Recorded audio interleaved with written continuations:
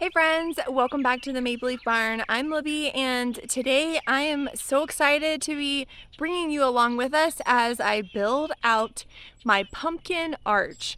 Now, I've never done this before, so this is totally just out of my imagination, combined with some videos I've seen from other growers, and just trying to make it possible for what I have here on our property.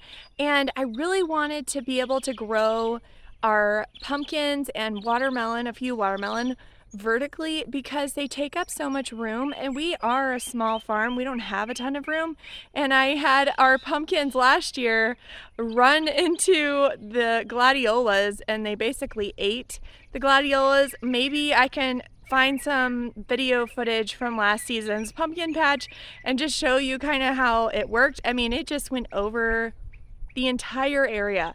It took over, and as much as I love pumpkins, it was really frustrating because it just encompassed all of my gladiolas and a lot of our sunflowers. So I wanted to find a way to build out a better situation for the pumpkins. And since I'm going to be having my very first come and cut, I wanted to just maybe find some other fun thing to do on the farm to make it more exciting for our guests who will be coming later this fall. And what better than a really cool arch full of pumpkins? So this is what I'm working on today. I started the pumpkins back in June inside these little pots, and they have just really exploded. So they are for sure ready to get planted out. It's just taken me a while because I wanted to plant them where the garlic is, and the garlic is finally out and it is curing in our garage. And so now I've been preparing those beds that were for the garlic, and now I'm going to go ahead and put the pumpkin arch.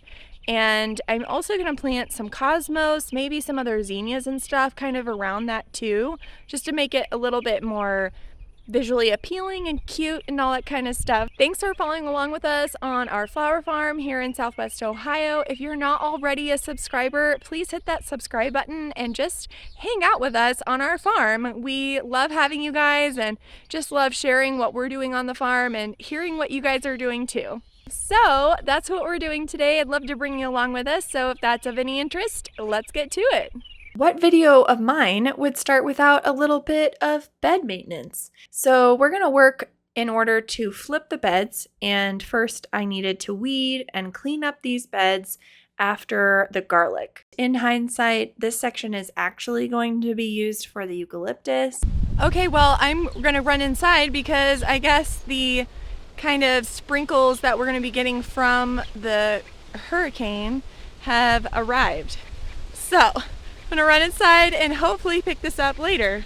I highly recommend a good hoe, rake, and this battery-operated shallow tiller, which goes on the Milwaukee electric edger. I use the Milwaukee electric mower in the areas of the farm that need to be push mowed, and this electric edger has an awesome shallow tiller attachment, which has been very helpful with bed flipping this season. Once the beds are semi-ready, I went ahead and had Drew come out and start putting together the arch. Let's talk about the materials used for this project. We used 8 6-foot metal T-posts, 3 metal cowl panels, metal fence hooks. That's about it. So here are the general steps that we used to build the arch. Drew put in the 6 metal T-posts, about a foot, a little bit more, into the soil, and that's 4 on each side of the arch. He then took the 3 metal cowl panels and installed the panels on the interior of those metal posts. The metal cowl panels kind of overlap just a hair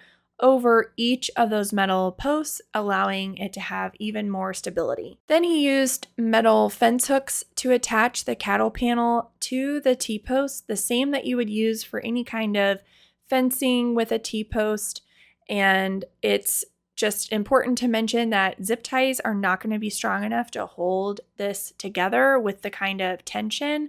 Basically, the beds have a 2 feet walkway between them, and each bed is generally about 2 feet wide. The clearance under the arch is a little over 7 feet tall, which should allow for easy access for most people, even with pumpkins hanging down. I added a bunch of compost, aged cow manure, and good soil into the area where the pumpkins will be growing. I'll be fertilizing them every 2 weeks with fish fertilizer because pumpkins are heavy eaters and need plenty of water and nutrition. Not pictured in this video, I went ahead and added the drip tubing that we have in all the other beds. We planted a bunch of different varieties of pumpkins, including Valenciano, Moonshine, which are both white pumpkins, Porcelain Doll, which is kind of this pinky, peachy color, Champion, which is a good old orange jack-o'-lantern, and Jarradale, and that one is kind of this dusky blue-green color, which is going to be super fun. Okay, it is done. The arch is up, all the pumpkins are planted, and I am covered in dirt, compost, and sweat. So, thanks so much for coming along with us on this little video. I will obviously keep you updated because this is going to be a really fun experiment, and I hope it works out really well. I've never done a pumpkin arch before, but hey, I've seen so many awesome videos and pictures from others who have, so I hope it's really cool. There's enough space that I'll be able to walk underneath, and even if there's pumpkins growing under, I think it'll be really awesome. So later on, I'm gonna probably plant some stuff like right here. I'm thinking maybe cosmos or something kind of romantic or fun for fall photos. But yeah, that's it for today, and we'll catch you in the next video.